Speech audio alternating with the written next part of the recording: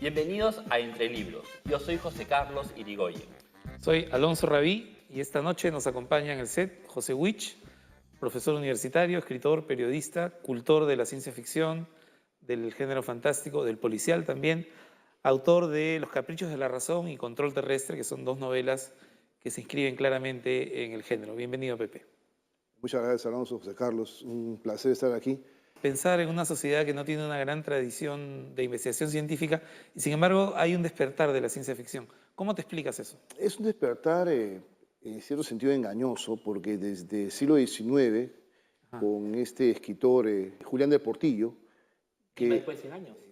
que en 1843 escribió una novela totalmente futurista, insólita para la época. Entregas, además, ¿no? Por entregas en el Diario del Comercio, que era una manera pues, usual de escribir novelas y publicarlas, ¿no? Es un modelo a lo Dickens, por ejemplo. El folletón, digamos, el folletín. Es una novela que estuvo perdida mucho tiempo hasta que se produjo este rescate y nos demuestra que quizá no somos como sociedad tan ajenos a la formación de este género. Incluso llama la atención que esta novela de Julián de Portillo se escriba antes de que Julio Verne publique sus primeras novelas de aventuras y mucho antes incluso pues, de H.G. Wells, ¿no? A fines del siglo XIX. Estamos entonces cambiando o recomponiendo lo que parecía prácticamente... Una historia invisible, digamos, ¿no? Exacto, un género totalmente invisible, periférico, curioso, destinado al borde, al margen,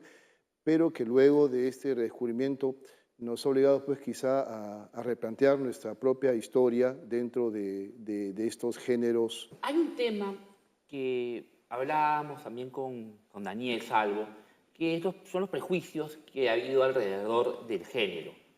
Había autores como Extremadoiro, Grascán, por ejemplo, Yosif Ibrahim, Ganimedes, que a mucha gente, a muchos escritores incluso, les hacían creer que la ciencia ficción eran unos patitas que escribían de marcianos y nada de extraterrestres.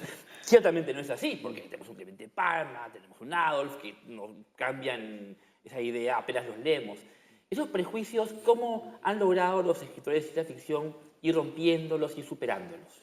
Yo creo que gran parte de la responsabilidad en esta especie de emerger de la ciencia ficción peruana en los últimos años ha tenido que ver con los cambios en la órbita académica.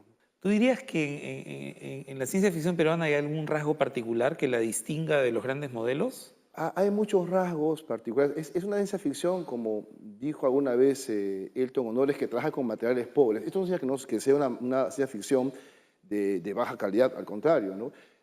También es una ciencia ficción que no tiende tanto a lo que se llama la ciencia ficción dura, que es la más formal, la más pegada al dato científico, sino que practicamos más bien una ciencia ficción débil o blanda, pero en el sentido no, digamos, de defecto, sino que más bien en lugar de centrarse en los detalles tecnológicos más pequeños o más, diría yo, microscópicos, lo que hace es una reflexión sobre cómo esa tecnología influye en una sociedad y qué dilemas crea, ¿no? Es también una tradición, no es solamente peruana, pero si hubiera un rasgo particular o algunos rasgos particulares, yo diría que el humor. El humor. He descubierto en esta investigación que hice para la Universidad de Lima, pero he descubierto una constante. Por un lado, hay un sentido del humor, ¿no? Hay autores que han practicado una ciencia ficción muy orientada, ¿no? Quizás hasta al costumbrismo. El caso sorprendente de Héctor Velarde, ¿no? Tiene un conjunto de ensayos, La perra en el satélite, siempre con una socarronería limeña. Tiene cuentos también. Tiene unas viñetas bien interesantes. Son muy divertidas, aluden a cometas y a satélites. Y claro, en plena Guerra Fría, pues él estaba fascinado, pero con una mirada muy burlona de las consecuencias que podrían tener pues, estas nuevas tecnologías. Él como que fingía que más bien estaba un poco escéptico, ¿no? ante qué podía causar eso, por ejemplo, en una sociedad como la nuestra, ¿no? Otros escritores que también se han acercado con cierto afán irónico, quizás no tan humorístico, que es el gran José Adolf, pues. Así es, así es. En Mañana esa- las ratas, por en esa- ejemplo, ¿no? Claro, hay un cuento que se llama Artemio, ¿no? Artemio y Butibal, creo que es el título, ¿no? Que es una especie de homenaje a Asimov. Y en este cuento, pues un muchacho andino y una computadora establecen una especie de alianza que termina, pues, destruyendo a ambos. Qué maravilla. Que habría que rescatarlo y reeditarlo, como muchas cosas de la ciencia ficción, muchos libros que no están en librerías y que son imprescindibles para entender un género que, como tú bien has dicho, tiene más de 100 años aquí. Exacto.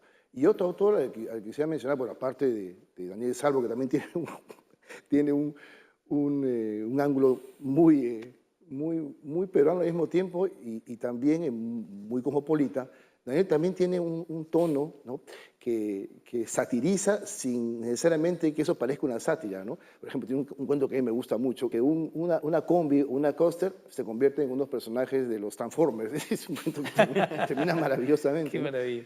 Prochaska también tiene una línea, Así es, ¿no? así es, sí, sí, sí. En esa dirección, y también con un sarcasmo y humor. Yo creo que ese es el componente que podríamos El sarcasmo. hacer más visible, aunque no tenemos tiempo para detallar que Así es, hay así es. otras cuestiones que podrían ser consideradas ya específicas de nuestra emergente tradición en ciencia ficción, ¿no? Bueno, Pepe, muchísimas gracias por tu visita al set de Entre Libros. Gracias a usted, ha sido un placer. Muchas gracias a ti. Gracias a usted, muy amables.